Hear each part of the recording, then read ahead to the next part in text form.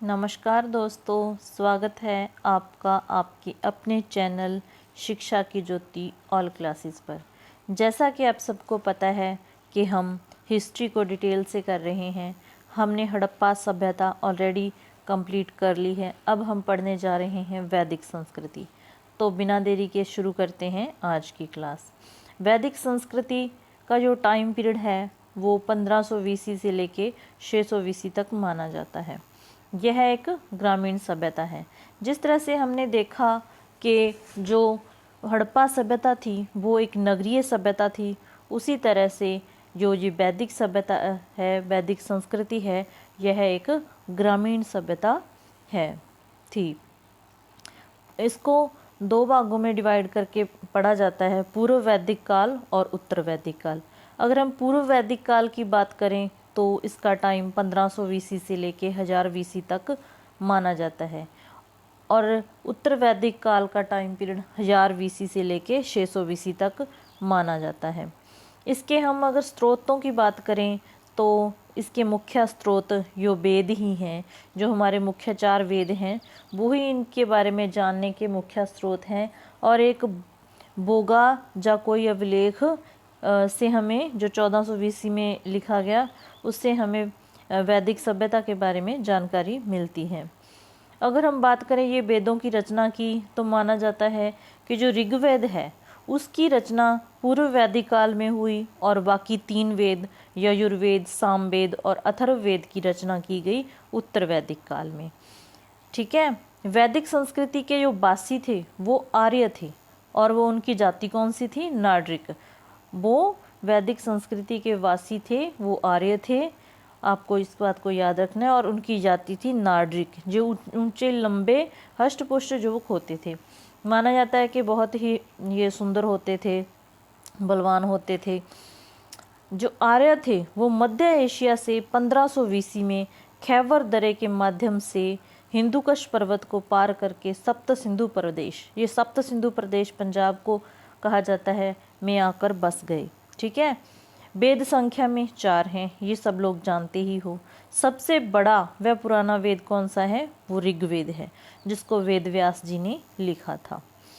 ऋग्वेद में अगर सूक्तियों की बात करें तो 1028 इसमें सूक्तियाँ हैं, 10 इसमें मंडल हैं, और 10,462 इसमें मंत्र हैं।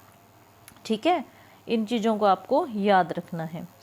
इसमें जो पहला और 10वां मंडल है वो बाद में जोड़ा गया है। ठीक है। पहला और 10वां मंडल बाद में जोड़ा गया है।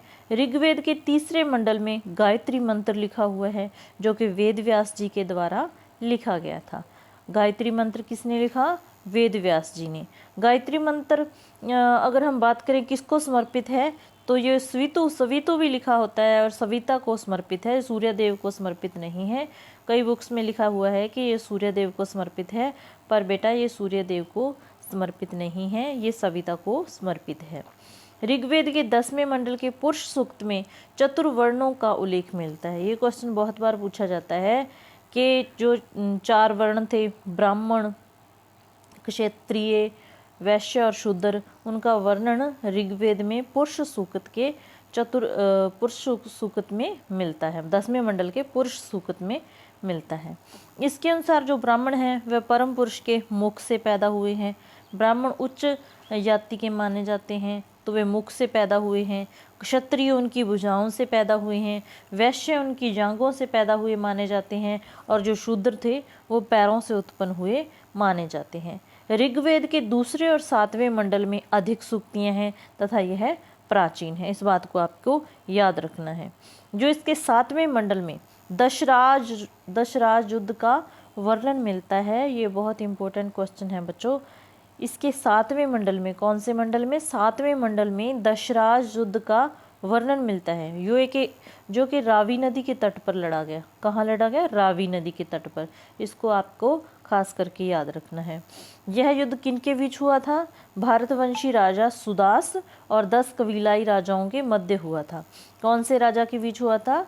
सुदास राजा की, और इसकी जीत हुई थी। इन्होंने 10 कबीली राजाओं को हरा के जीत हासिल की थी। जो 8वां मंडल है उसको खिल कहा जाता है। क्या कहा जाता है? खिल कहा जाता है। जो इसका 9वां मंडल है ऋग्वेद का, वो सोमदेव को समर्पित है। किसको समर्पित है? सोमदेव को। ये क्लियरली क्वेश्चन पूछा जाता है कि ऋग्वेद का कौन सा मंडल सोमदेव को समर्पित है या 9वां मंडल किसको समर्पित है। तो आपको याद रखना है इसका 9वां मंडल सोमदेव को समर्पित है।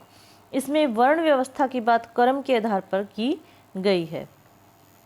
ऋग्वेद का सबसे पुराना देव कौन सा है? इंद्रदेव है और इनको 250 श्लोक समर्पित हैं।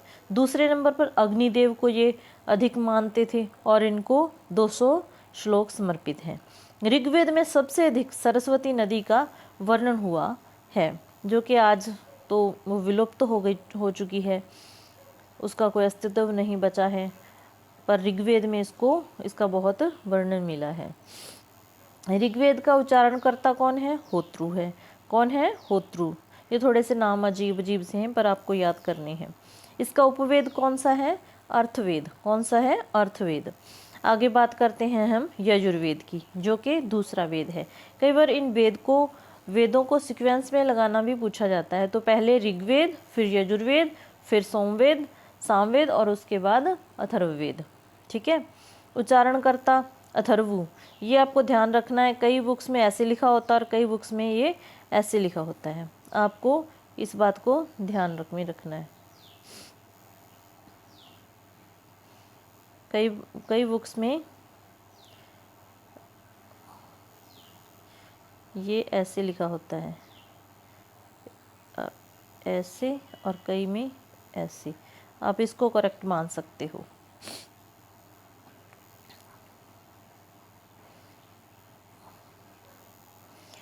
यह वेद यज्ञ से संबंधित है। यजुर्वेद किससे संबंधित है? यज्ञ से संबंधित है। इसमें यज्ञ करने के विधि विधानों के बारे में बताया गया है। इसको 5 शाखाओं में बांटा हुआ है। यजुर्वेद है ना, उसको 5 शाखाओं में बांटा हुआ है। कृष्ण यजुर्वेद की 4 संहिताएं हैं और शुक्ल यजुर्वेद की 1 संहिता है। यह गद्य और पद्य दोनों में रचित है। इस बात को आपको खास करके याद रखना है कि ऐसा कौन सा वेद है जो गद्य और पद्य दोनों में रचित हैं। तो आंसर होगा यजुर्वेद। ठीक है। आगे बात करते हैं सामवेद की। यह वेद संगीत से संबंधित है। यह वेद संगीत से संबंधित है। इसमें 1549 ऋचाएँ हैं। इसमें कितनी ऋचाएँ हैं? 1549, और केवल 75 को छोड़कर बाकी ऋग्वेद से ली गई हैं। इसके उपवेद क्या है? कौन सा है इसका? गंधर्ववेद। कौन सा है उपवेद? गंधर्ववेद। और उच्चारणकर्ता कौन है इसका? उद्गाता। कौन है? उद्गाता। चौथे नंबर पे आता है जी हमारा अथर्ववेद। यह वेद सबसे नवीनतम वेद है। यह वेद सबसे नवीनतम वेद है। इस वेद को अथर्वा ऋषि ने लिखा था। किसने लिखा था? अथर्वा ऋषि ने।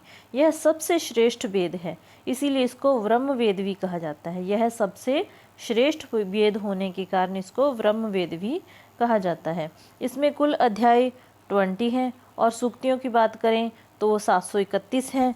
मंत्र इसमें 5687 हैं और कई बार इसमें लगभग 6000 भी लिखा होता है। तो आप कंफ्यूज मत होइएगा, इसमें 6000 भी कर सकते हैं। यह वेद किससे संबंधित है? यादु, टोना, औषधि, रोग निवारण से संबंधित यह वेद है। उच्चारणकर्ता इसका ब्रह्मा जी को माना जाता है और उपवेद इसका आयुर्वेद है।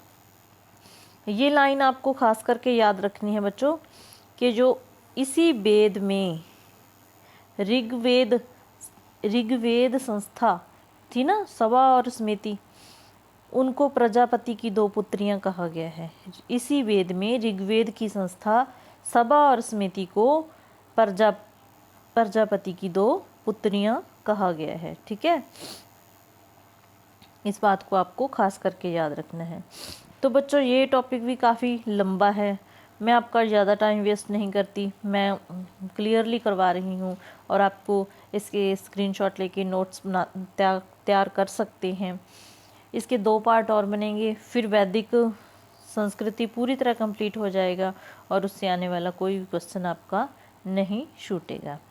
तो अगर क्लास पसंद आई तो प्लीज़ लाइक करना, शेयर करना और चैनल को सब्सक्राइब करना बिल्कुल मत भूलिएगा।